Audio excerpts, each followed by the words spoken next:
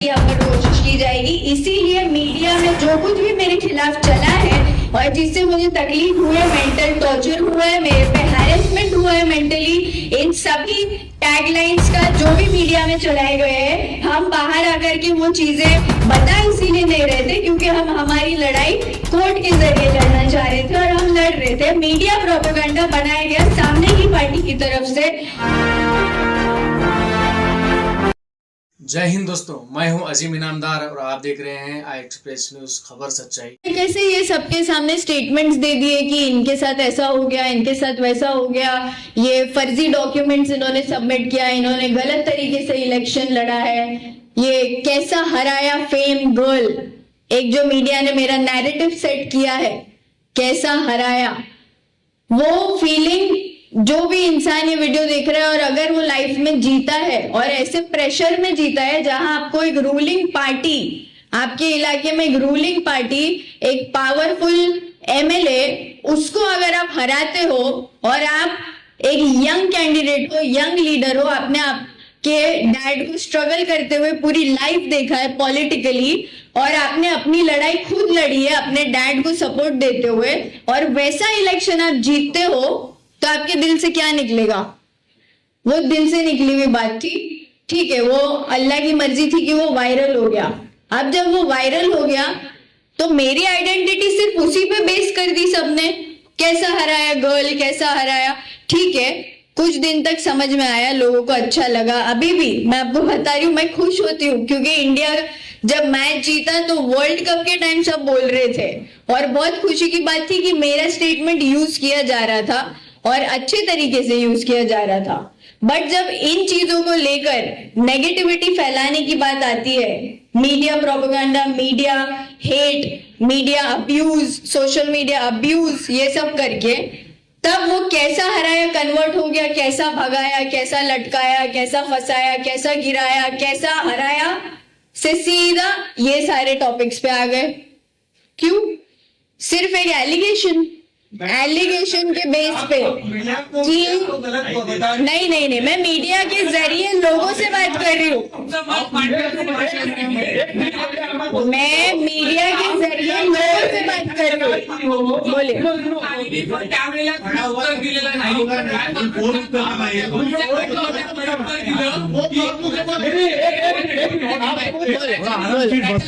बोलो अगर न्यूज गलत था तो आपने तुरंत मीडिया के सामने आपने खुलासा क्यों नहीं किया? और आपने एक मिनट आपको मीडिया एक बोलो, थेरी निकाल रही हो, आपकी गठन में थेरी बराबर, तो आपने जिस दिन न्यूज आया आपको लग रहा है वो न्यूज फेक है जी, हाँ, तो आपने खुलासा क्यों नहीं किया जी। एक ऑफिस पर्यंत संपूर्ण मीडिया एक होती, तुमच्या वडिलांच्या संपर्कात होती, तुम्ही मागत होता, तुमच्या घटनेच्यांना आम्ही भेटलो, घटनेच्यांनी असं उत्तर दिलं की त्यांच्या घरी कोणाचं तरी निधन झालंय, त्यामुळे ते मुंबईत गेले। त्याच्या दुसऱ्या दिवशी तुमचा स्टेडियम मधला मॅच बघतानाचा व्हिडिओ व्हायरल होतो जो तुम्ही स्टेटस ठेवलेला। तुम्हाला निधनची डेट विचारलं का घटनेताने? निधन कोणत्या डेटला झालं तुम्हाला विचारलं का? आम्हाला तुम्ही इथे नसल्याचं तुम्ही मुंबईत नाही आहात, मुंबईत नाही आहात याचं कारण आहे की तुमच्या कुठल्या तरी घरच्या निधन झालं, हो हे आम्ही नाही सांगितलं, गटनेत्यांनी सांगितले, त्यांनी सांगितलं। हो, तुम्ही विचारता डेट कुठली आहे, हे त्यांनी सांगितलं होतं, डेट आम्हाला माहिती का? नहीं, ये बोल रहे हैं ना कि आप निधन के लिए गए बट नेक्स्ट डे आप वानखेड़े में दिख रहे हो, इन्होंने बोला ना। मी त्यांना विचारलेलं होतं तेव्हा त्यांनी ते कारण दिलेलं। हाँ, तो निधन हुआ था ना, झूठ नहीं है, सच है। नहीं, आपने बोला ना नेक्स्ट डे आप वानखेड़े में दिखते हो, तो मैंने बोला निधन कब हुआ, मैं वानखेड़े में कब दिखती हूँ, वो दोनों की डेट भी तो पता करो। अरे तुम्ही मला विचारलं ना, तुम्ही मला विचारलं,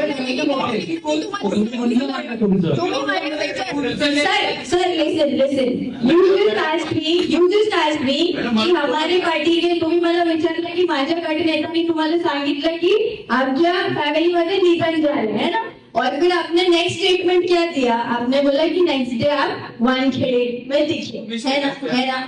तो मैंने आपको ये बोला कि गट नेता ने आपको ये बताया कि स्पष्ट तो नहीं किया था ना कि निधन कौन से दिन पे हुआ था और साहर वानखेड़े कौन से दिन पे गई थी, ये स्पष्ट हुआ था नहीं।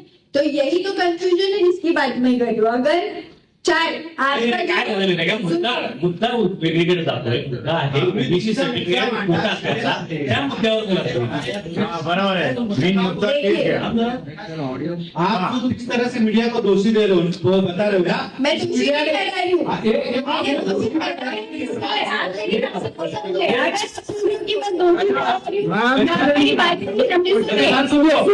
आपको ये मीडिया ने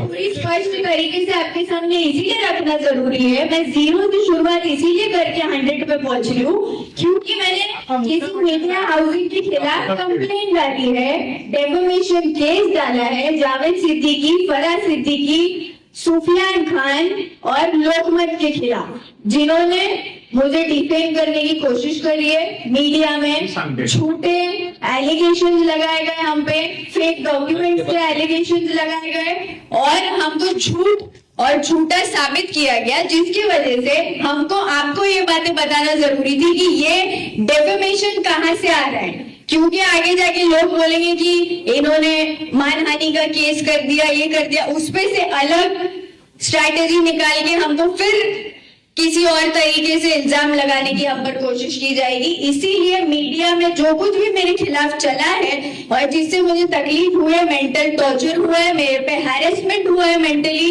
इन सभी टैगलाइंस का जो भी मीडिया में चलाए गए हैं, हम बाहर आकर के वो चीजें बता इसीलिए नहीं रहे थे क्योंकि हम हमारी लड़ाई कोर्ट के जरिए लड़ना चाह रहे थे और हम लड़ रहे थे। मीडिया प्रोपेगेंडा बनाया गया सामने की पार्टी की तरफ से और उस पार्टी को जवाब देने के लिए आज ये कॉन्फ्रेंस रखी गई है।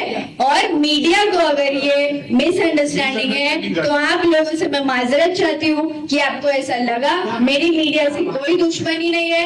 और सर आपने बोला मेरा फोन नॉट रीचेबल था, तो मेरे साथ इधर रिजवान कंटिन्यू कांटेक्ट में था, ये एनडीटीवी का रिपोर्टर है, मेरे साथ मंगेश भाई और दीपक भाई थे और बहुत सारे मीडिया वाले थे जिन्होंने फोन किया।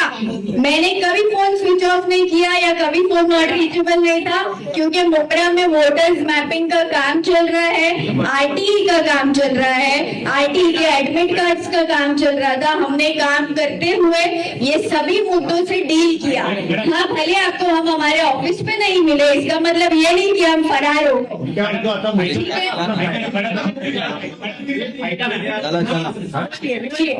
अभी